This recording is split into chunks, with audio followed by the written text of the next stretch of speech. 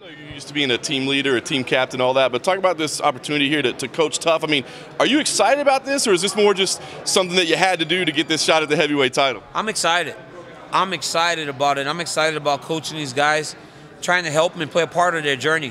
And I've told them time and time again, I said, guys, I'm just part of your journey. You tell me what you need from me and my coaching staff that we can help you to try to become the ultimate fighter. I do coach, but my coaching staff does it. They made me, they made Kane, they made Luke. Why can't I give these guys the same thing? So I coach.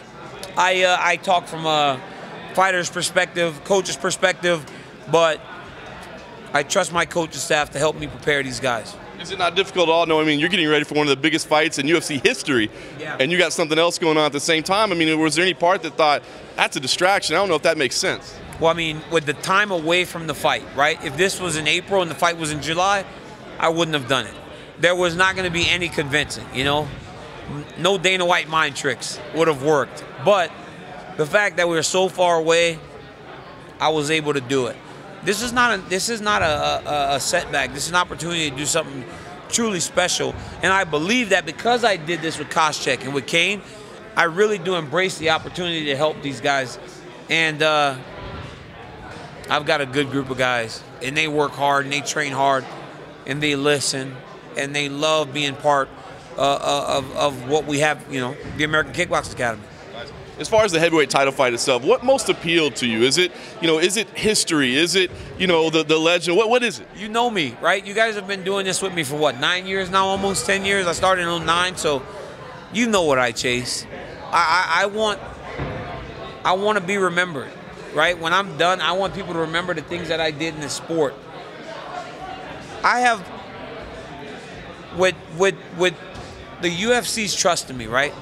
The 2 Jones fights were massive. UFC 200. That's what we're supposed to headline that thing. Now this, I've been involved in some of the biggest fights in the UFC's history because they know they can trust me. They know that I'm going to be there and I'm going to put on a good fight. I'm going to try my best. Win or lose, I'm going to give them 100%. I'm going to help try to build the fight. I'm going to do everything necessary, and doing the Ultimate Fighter is part of the necessary build-up. I'm excited about it. Just a way for me and Stipe to compete before we get to compete. So I love it. DC, I just want to ask you about your legacy then. So you talked about, you know, wanted to be Cael Sanderson so bad, and that meant so much to you. And then John, it meant so much to you.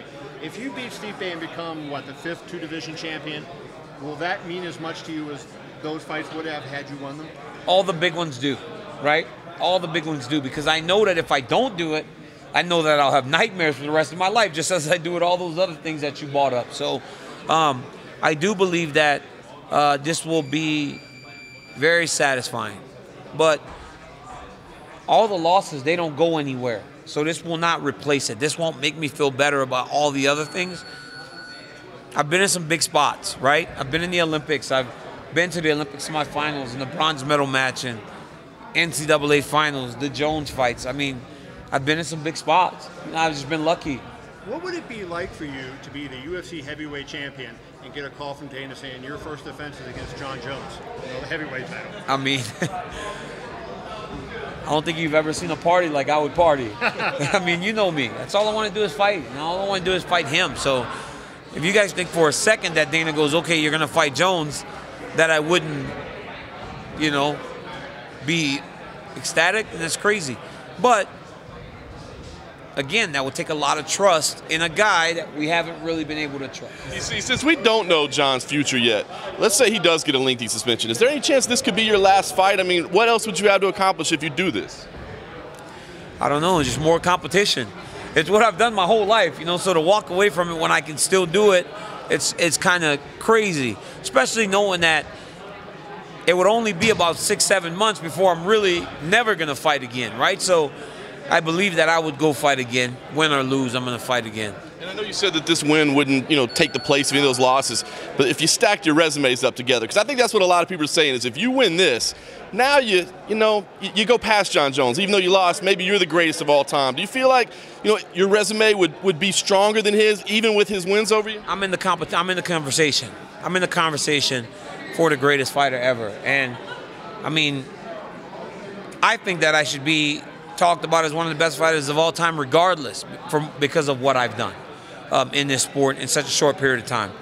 But yeah, I believe that when you stack Stipe Miocic on top of Bigfoot Silva when he had just beat Fedor, and Josh Barnett and Anderson Silva and Alexander Gustafsson and Anthony Johnson and all these other dudes, then it starts to become a conversation, a real conversation, Dan Henderson, as to where I do go in history.